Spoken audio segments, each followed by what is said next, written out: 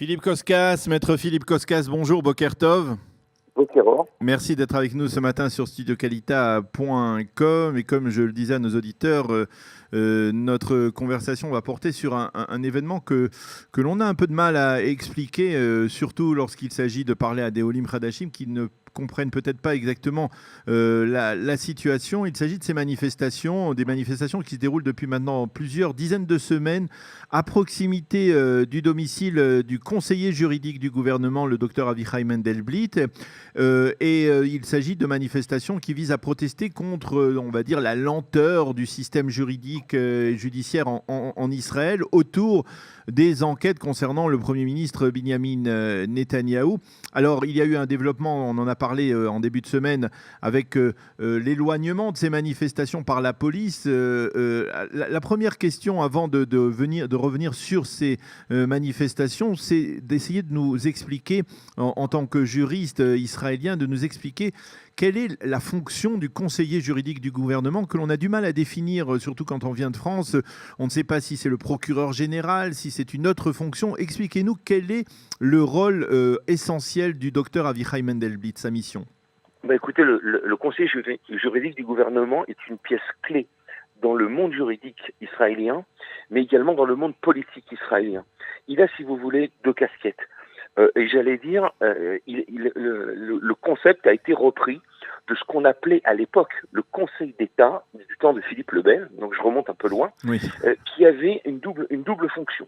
D'un côté, il siégeait au gouvernement et il conseillait le gouvernement, c'est ce que fait Avichai Mendelblit aujourd'hui, c'est lui qui va donner les conseils juridiques au gouvernement, et donc en donnant ces conseils, il n'est pas l'avocat du gouvernement. Le gouvernement doit écouter ses conseils. Il a des conseils, j'allais dire, coercitifs. Ça, c'est une part. Et de l'autre part, il est au-dessus du procureur général, c'est-à-dire que c'est lui qui va décider, dans les cas importants, bien entendu, si inculper une personne ou ne pas l'inculper. Donc, c'est une personne qui est absolument indépendante. Il est sous le ministre de la Justice, mais il est indépendant du ministre de la Justice. Donc, c'est une pièce clé du système juridique israélien. Mais il y a donc dans sa fonction une ambivalence, puisque d'un côté, il est censé conseiller le Premier ministre en particulier, et d'un autre côté, il est capable, c'est lui qui, dans le cadre d'enquêtes judiciaires concernant Binyamin Netanyahou, concernant en général le Premier ministre, eh bien c'est lui qui aura le dernier mot pour déterminer si oui ou non on inculpe le Premier ministre israélien. Comment concilier ces deux fonctions ? Ces deux fonctions sont conciliées de toute façon depuis la création de l'État. Elles ont été d'ailleurs, organisées par une loi qui date d'une vingtaine d'années. En général, on parle que ces conseillers juridiques du gouvernement sont des juristes de très haut niveau. Donc en général, ils ont fait au cours des années preuve de leur indépendance. Il faut dire que bien souvent, les premiers ministres avaient peur des conseillers juridiques du gouvernement. D'ailleurs, ils l'ont toujours, dans le sens où c'est pas l'avocat du gouvernement. Oui. Il est là pour défendre le gouvernement quand il le croit, mais s'il ne croit pas à certaines positions qui ont été prises par le gouvernement, il a le droit de ne pas défendre ces positions. C'est-à-dire que c'est une instance, c'est une pièce indépendante dans le jeu gouvernemental, et les ministres ont en général très très très à cœur d'écouter ce qu'il dit, parce que sinon, évidemment, au niveau popularité, c'est publié dans la presse, le Conseil juridique du gouvernement a une instance, a une compétence, j'allais dire, et juridique et également morale, dont la presse fait relais tout le temps. Donc en fait, c'est une vraie, comme je l'ai dit, c'est une vraie pièce maîtresse. Alors, vous parliez de l'indépendance du conseiller juridique du gouvernement, mais apparemment, les manifestants qui manifestent depuis maintenant près de 40 semaines à proximité du domicile d'Avichai Mendelblit contestent l'indépendance, ou semblent contester, il faut être prudent, contester son indépendance parce que Avichai Mendelblit a été, il y a à peine 2 ans, le secrétaire général du gouvernement, et que d'une certaine manière, il était très proche en tant que tel de Binyamin Netanyahou, et qu'il y a parmi les manifestants qui manifestent à proximité de son domicile, des militants de la gauche israélienne qui affirment que, eh bien, il ne peut pas être véritablement indépendant et que, d'une certaine manière, c'est lui qui fait traîner les choses, qui fait durer la procédure judiciaire contre Binyamin Netanyahou dans le cadre de ces fameuses affaires 1000, 2000, 3000. La question que je vous pose, est-ce que Avichai Mendelblit est indépendant ou alors est-ce qu'il fait traîner les choses? Est-ce que la lenteur judiciaire est une lenteur normale ou alors est-ce qu'il y a, à votre avis, quelque chose de particulier qui justifie les manifestations de ces dernières semaines? Il faut d'abord se préciser que c'est une première en Israël, que ce conseil juridique du gouvernement, je ne me souviens pas, moi je suis depuis 35 ans ici, qu'il y a eu des manifestations en bas de sa maison. Donc c'est une première. Le conseil juridique du gouvernement est un haut fonctionnaire, même s'il a, comme je vous le dis, une emprise sur le politique, il est quand même haut fonctionnaire, donc c'est déjà une première. C'est vrai que dès le début, dès sa nomination, certains ont contesté son intégrité, dans le sens où il était en effet secrétaire général du gouvernement de Binyamin Netanyahou, donc très proche du Premier ministre. Mais d'un autre côté, il y a eu ces manifestations qui ont commencé. Il est très difficile de se prononcer sur votre question, de savoir est-ce qu'il y a une lenteur, j'allais dire délibérée ou non. Le système judiciaire est lent, c'est par définition. Les affaires dont on parle, les affaires 1000, 2000, 3000, sont des affaires qui sont d'une extrême complexité, dans le sens où, d'abord, quand on parle d'affaires politiques, au sein du ministère de la Justice, elles sont couvertes par deux équipes, une au sein du ministère de la Justice, deux au niveau de la police. Donc, si vous voulez, ça rend les choses beaucoup plus complexes, et d'autant plus que ce sont des affaires qui ont des portées internationales, c'est-à-dire dans l'affaire, par exemple, du journal, il a fallu attendre que Sheldon Harris et Delson viennent en Israël pour l'enquêter. Pour l'affaire des sous-marins, c'est la même chose, on parle de nos relations avec l'Allemagne. Donc, ce sont a priori des affaires complexes, où le conseil juridique du gouvernement ici a tiré un petit peu le soupçon des manifestants, c'est que lorsqu'il a décidé d'enquêter, entre guillemets, les affaires contre Binyamin Netanyahou, il n'a pas fait ça ouvertement, il n'a pas déclaré une enquête contre le gouvernement de Netanyahou, contre Binyamin Netanyahou. Il a dit, bon, on va faire une vérification. C'est-à-dire une chose qui n'existe pas tellement. Il a voulu rentrer, j'allais dire, dans les mineurs, essayer de minimiser les cas de Netanyahou.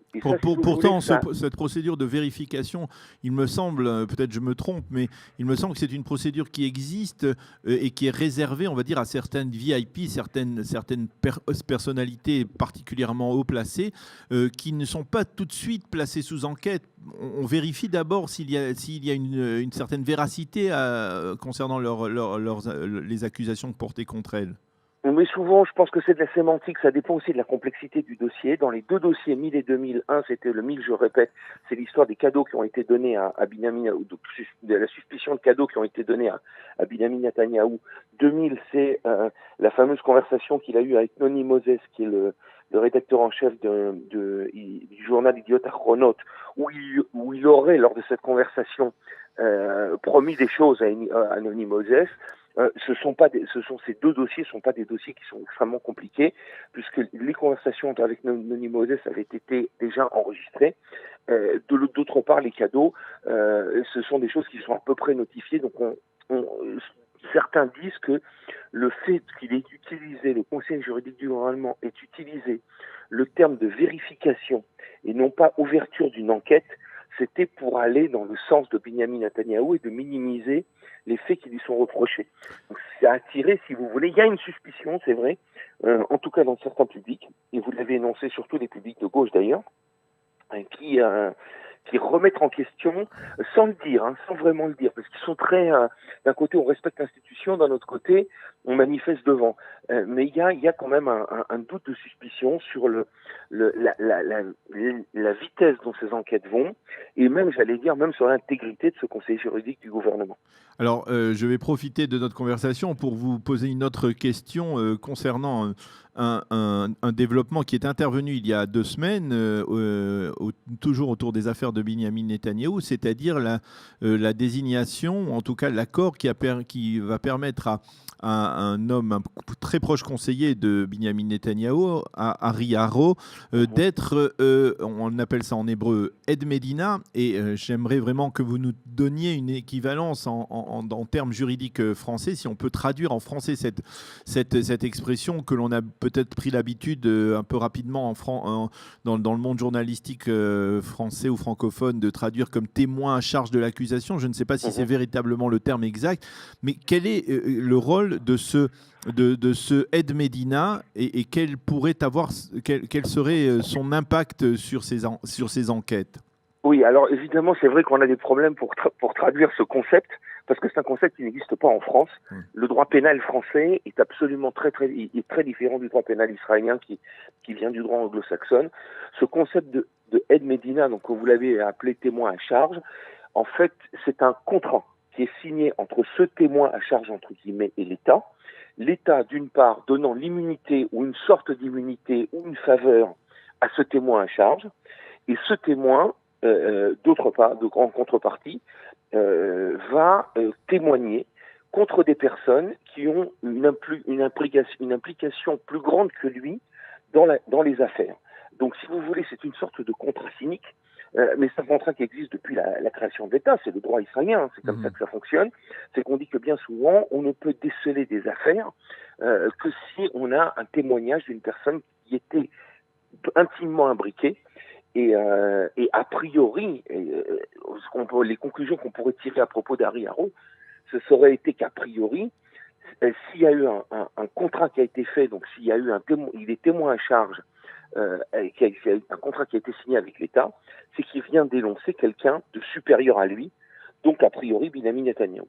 Qu'est-ce que vous pensez de cette pratique, on va dire, parce que est-ce que c'est une pratique qui est admise, ou alors elle est tout de même très controversée dans la justice israélienne aujourd'hui, surtout si on doit se référer peut-être parfois au droit hébraïque ou aux origines du Talmud. Est-ce que c'est conforme à, on va dire, une sorte de morale juive ou pas? Je vais vous dire, moi je suis depuis 35 ans juriste dans ce pays, cette institution existait, elle existait même avant moi, donc si vous voulez, c'est une sorte d'institution qui est un peu cynique, vous avez bien compris, c'est qu'on est pris en fait entre deux feux, d'un côté le côté moral, ou comment ça se fait, la première question qui est la question morale, comment l'État vient à signer un contrat avec un propre délinquant, même si c'est pas un délinquant majeur dans l'affaire, mais c'est un délinquant, ça c'est une chose. Et là, dans le cas d'Ari Haro, il n'est même pas impliqué dans l'affaire qui concerne le Premier ministre, il est peut-être au courant. C'est cela. Il est peut-être au courant, il a peut-être eu, on ne sait pas, parce que là c'est sous enquête, donc on ne sait pas, on s'imagine qu'il y a des choses sur lesquelles il a été imbriqué, si, on s'imagine quand même, parce que sinon, en général, si vous voulez, en général, ça vient par une pression de l'État, enfin de la police, qui vient j'allais dire, à mettre sous pression le témoin, et le témoin accepte de collaborer contre les faveurs. Voilà, c'est ça. Et d'un autre côté, donc je vous disais, d'un côté, c'est vrai qu'il y a l'aspect moral, mais de l'autre côté, il y a un aspect technique, c'est que les enquêteurs ne pourraient pas relever des crimes sans cette institution de témoins à charge. Si les gens ne collaborent pas, les gens qui sont au cœur de la criminalité ne collaborent pas, alors à ce moment-là, il serait impossible d'arriver à prouver ces crimes. Donc si vous voulez, on est entre deux feux. Et ça se fait beaucoup, évidemment, en cas de drogue, où on voit des délinquants qui ont vendu de la drogue dénoncer leurs propres amis. Ça se fait beaucoup, évidemment, dans d'autres matières. C'est pas forcément que dans la matière politique, comme Ari Haro. Alors, une dernière question, maître Philippe Koskas. Une inculpation éventuelle de Binyamin Netanyahou, combien de temps, à votre avis, faudra-t-il encore patienter? Les enquêtes vont-elles se poursuivre jusqu'à ce que l'on aboutisse à une décision qui sera donc celle du conseiller juridique du gouvernement, à savoir si oui ou non il inculpe le Premier ministre dans l'une des affaires le concernant? Moi, je crois que les manifestants du samedi soir devront être patients. Parce que la justice, comme je vous l'ai dit, n'avance pas vite. Et d'ailleurs, c'est peut-être une bonne chose, dans le sens où il faut une certaine sérénité pour enquêter des dossiers aussi épineux. C'est une question de mois, voire d'années. si on peut voir, et pas forcément pour Benjamin Netanyahou, si on voit les anciens politiques qui ont été inculpés, on voit le dossier de Ehud Olmert, ça a pris des années. Donc si vous voulez, moi je crois que là, la vitesse de la presse est un petit peu différente de la vitesse politique. La presse, en général, a tendance à faire des gros titres dans les 24 heures. La vitesse juridique, elle est beaucoup plus lente.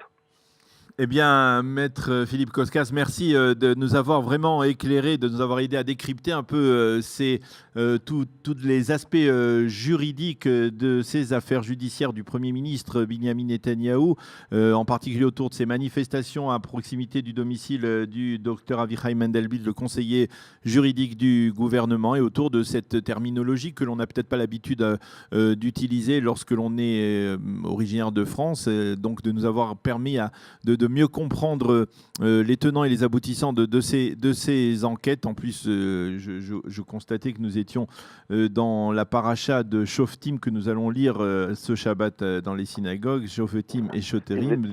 C'est véritablement d'actualité, donc on le voit aujourd'hui. Merci d'avoir été avec nous ce matin sur studiokalita.com et bonne journée. Shalom.